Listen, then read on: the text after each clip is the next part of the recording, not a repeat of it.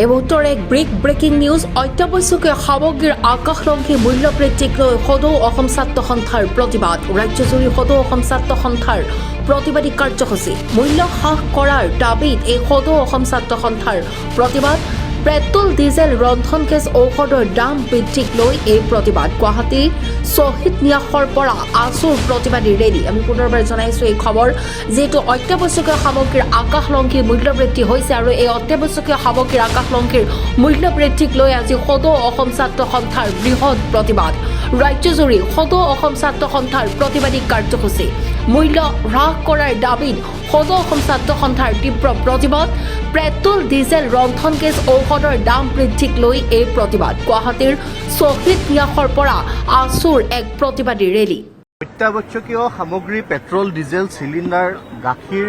জীৱনদায়িনী ঔষধকে ধৰি সকলো সামগ্ৰীৰ দাম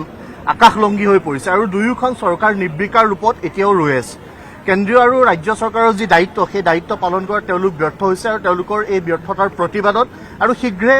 দাম বৃদ্ধি ৰোধ কৰাৰ কাৰণে বিশেষ ব্যৱস্থাৱলী গ্ৰহণৰ দাবীত আৰু জনতাক সকাহ দিয়াৰ দাবীত আজি সমগ্ৰ ৰাজ্যজুৰি সদৌ অসম ছাত্ৰ